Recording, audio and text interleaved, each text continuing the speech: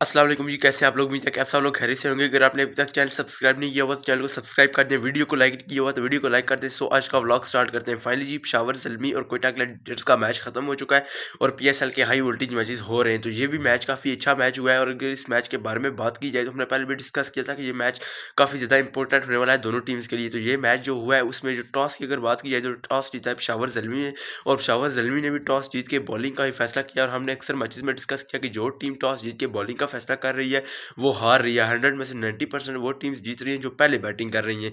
तो खैर ये मैच तो पेशावर ज़ल्मी ने फिर भी जीत लिया है, लेकिन किस तरह जीता, क्या हुआ उसके बारे में डिस्कस करते हैं। तो कोटा ग्लैडिएटर्स की तरफ से ओपनिंग करने के लिए आए जैसन रॉय और मार्टिन गप्टिल, लेकिन बहुत मतलब कि वो जिसे कहते हैं ना आहिस्ता स्टार्ट हुआ। पहला ओवर ही पूरा अरशद का मैडन गया, उसके बाद अगले ओवर की 4 बॉल मैडन गई।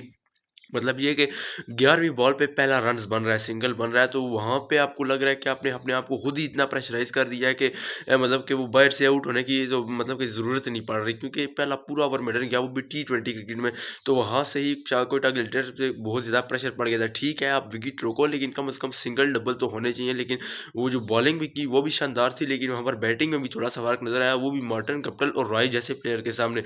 तो पहले तो बॉलिंग की दाद देनी पड़ेगी कि जिस तरह कराची के बॉलर्स ने बॉलिंग की, इरशाद ने खासकर जो पहला ओवर किया, अरशद ने जो पहला ओवर किया, तो काफ़ी ज़्यादा अच्छी बॉलिंग की गई पेशावर ज़ल्मी की तरफ से, जाके कोटा ग्लैडिएटर्स को बाँध के रखा और जैसे ही शॉट करने की कोशिश की मार्टिन गप्टिल ने चौथे 5वें ओवर में, तो वहाँ पर वो कैच खड़ा हो गया और वहीं पर मार्टिन गप्टिल चलते बने जेम्स निशम की बॉल पे।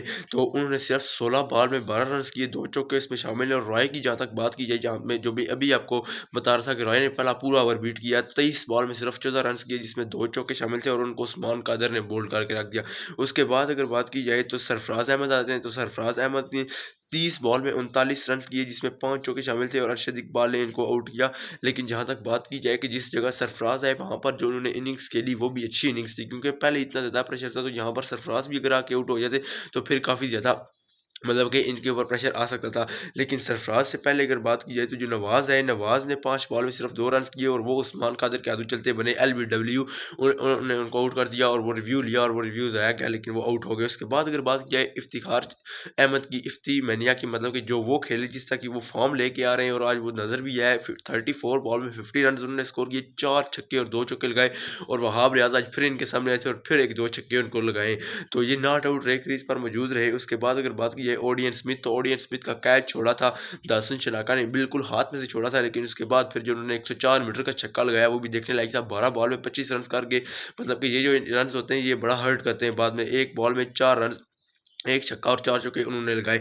तो एक्स्ट्रास की अगर बात की तो 12 एक्स्ट्रास किया, जिसमें 6 वाइड के थे, 6 लाख 22 के थे। टोटल रन पर 54 से 4 विकेट के नुकसान पे 20 ओवर में ये बैटिंग कार्ड था कोयटा ग्लैडिएटर्स की तरफ से। लेकिन वही बात आ रही है कि कोयटा ग्लैडिएटर्स ने अगर इतना कम रन किया है तो वो उनकी अपनी गलती है। शुरुआत में उनके विकेट गिरे नहीं थे, वो पहला पूरा ओवर मैडन गया, दूसरे ओवर की 4 बॉल मैडन गई, 12वें ओवर में जाके आप ये अंदाज़ा लगाएं कि 50 मुकम्मल हो रही है होल ओवरऑल टीम की। 12वें ओवर में जाके, वो भी टी20 क्रिकेट में और वो भी पीएसएल में, जहाँ 180 रन बनता है कम से कम। तो यहाँ से आप अंदाज़ा लगा लें कि कितना आहिस्ता खेला कोयटा ग्लैडिएटर्स, और जहाँ तक आगे जितना आहिस्ता खेला आगे उतना ही फिर इफ्तिखार और सरफराज की बात की जाए, ओडियन स्मिथ की बात की जाए, तो फिर वो तेज़ खेले, क्योंकि वहाँ पर बात नहीं, मतलब कि वो क्या 100 पे खड़ा कर देते, 4 विकेट भी ना गिरते और रन भी 100 ही करना था उन्होंने अगले ओवर्स में भी, तो फिर फ़ायदा तो कोई ना। तो फिर आखिरी के जो 5 ओवर खेले गए उसमें मैं देख रहा था कि 80 रन बने आखिरी 4 के 5 ओवर में। इतना मतलब कि जो 12वें ओवर के बाद जो आगे ओवर्स आए उनमें से तकरीबन जो 6 ओवर थे 12वें के बाद, मतलब कि 18वें ओवर तक, उनमें तकरीबन 80 रन बने, 80 इतने 70 से 80 रन बने। तो ये आप अंदाज़ा लगा सकते हैं कि बाद वाले आके कितना तेज़ खेले, लेकिन शुरुआत में कितनी पुअर बैटिंग की गई और कितनी आहिस्ता खेला गया। तो आगे अगर बात की जाए बॉलिंग कार्ड की तरफ से, तो 2 विकेट्स ली उस्मान कादिर ने कोटा ग्लैडिएटर्स की तरफ से, 1 विकेट जेम्स निशम ने ली और 1 ही विकेट अरशद इकबाल ने ली। विकेट नहीं मिली तो शनाका को नहीं मिली, मुकीम को नहीं मिली और वहाब रियाज को विकेट नहीं मिली। लेकिन है इसके बाद अगर बात की जाए पेशावर ज़ल्मी की तरफ से, तो पेशावर ज़ल्मी से ओपनिंग जो करते हैं डिस्ट्रक्टिव ओपनर है मोहम्मद हारिस और उनके साथ बाबर आजम। और मोहम्मद हारिस की जहाँ तक बात की जाए, 9 बॉल में 18 रन उन्होंने किए, 4 चौके उन्होंने लगाए और वो जो 4 चौके नसीम शाह को लगाए, मतलब कि काफ़ी ज़्यादा वो क्लास वाले चौके थे और देखने लायक थे, और स्पिनर्स को भी नहीं बख्शा, नवाज़ को भी खेला, अटैक किया।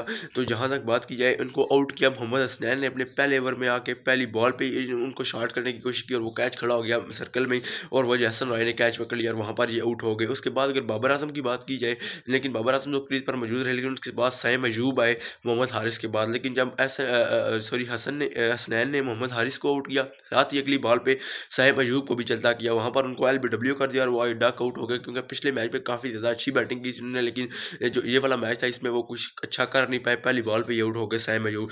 टॉम कोलर, कैडमोर और बाबर आजम क्रीज पर मौजूद थे। बाबर आजम मोहम्मद नवाज के हाथों चलते बने एलबीडब्ल्यू आउट हो गए। 18 बॉल में 19 रन उन्होंने किए और 9 बॉल में 9 रन टॉम कोलर, कैडमोर ने किए। लेकिन एक बात थी, बेशक ही विकेट्स गिर रही थी पेशावर ज़ल्मी की तरफ से, लेकिन वो जो रनों की रफ्तार थी वो कम नहीं हो रही थी। वो 9 से 10 का रन रेट, 9 से या 8 से 10 का रन रेट उससे कम नहीं हो रहा था।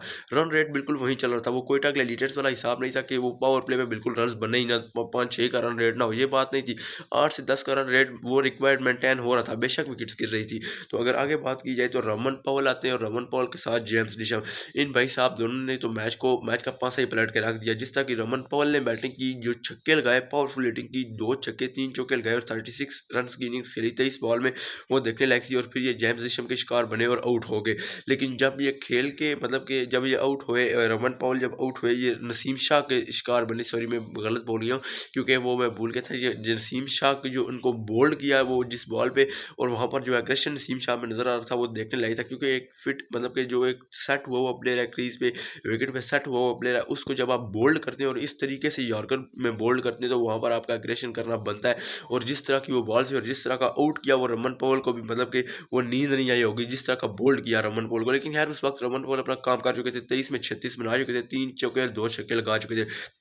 उसके बाद अगर बात की जाए जेम्स निशम की, तो जेम्स निशम कैच अहमद के हाथों चलते बने, मोहम्मद नवाज ने इनका बाउंड्री पर कैच पकड़ा, लेकिन जब ये कैच आउट हुए तो उस वक्त ये भी अपना काम कर चुके थे। 23 बॉल में 38 रन की शानदार इनिंग्स ये भी खेल चुके थे, 2 छक्के और 4 चौकों की मदद से। तो मतलब कि जब ये दोनों आउट हुए तो वहाँ पर सिचुएशन ये थी कि 50 में 50, 40 में 40, 30 में 30, इस तरह की इनिंग्स चल रही थी। मतलब कि बिल्कुल रन बॉल आपको चाहिए थी, 18 में 18, लेकिन लास्ट 3 ओवर में तो आपको 18 रन चाहिए थे।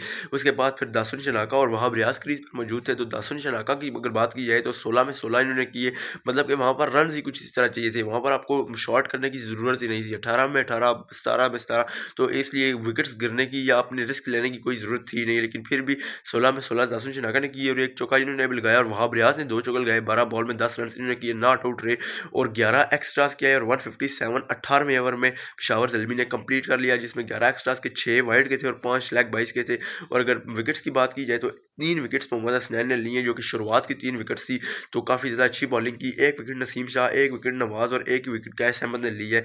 तो ये थी जी बॉलिंग परफॉर्मेंस जो कि कोयटा ग्लैडिएटर्स की तरफ से थी और पेशावर ने ये मैच आराम से जीत लिया है। अब देखना ये पड़ेगा कि अगले मैचेस में कोयटा ग्लैडिएटर्स किस तरह की वापसी करता है, क्योंकि कोयटा और इस वक्त कराची एक ही सिचुएशन में, कराची 3 हारा हुआ है और 1 जीता हुआ है और कोयटा भी 2 हारा हुआ है और 1 जीता हुआ है। तो अब देखना ये पड़ेगा कि अगले मैचेस में ये टीम्स किस तरह वापसी करती है, खासकर कोयटा ग्लैडिएटर्स, क्योंकि जिस तरह की सिचुएशन में ये खेल रहे हैं, जिस तरह का इनके ऊपर प्रेशर है, खुद ब खुद बिल्ड कर रहे हैं ना, पावर प्ले में भी हिटिंग नहीं कर रहे। तो अब देखना ये पड़ेगा कि ये आगे मैचेस में किस स्ट्रैटेजी के साथ होते हैं और क्या मतलब कि कॉम्बो करते हैं और किस तरह की इनकी वो एक नई स्ट्रैटेजी होती है। तो हर वीडियो अच्छी लगी चैनल को सब्सक्राइब कर दे, वीडियो को लाइक कर दे। आपको किसकी इनिंग्स अच्छी लगी, रमन पॉवल की, जेम्स निशम की या इफ्तिखार की या सरफराज की, जिसकी आप बॉलिंग अच्छी लगी, बैटिंग अच्छी लगी, वो भी आप कमेंट सेक्शन में लाजमी बता सकते हैं और प्रिडिक्ट कर सकते हैं कि क्या कोयटा ग्लैडिएटर्स अगले मैच जीत के सेमीफाइनल्स खेल पाएगी। हर वीडियो अच्छी लगी चैनल को सब्सक्राइब कर दे, वीडियो को लाइक कर दे। मिलते हैं नेक्स्ट व्लॉग में। अल्लाह हाफिज़।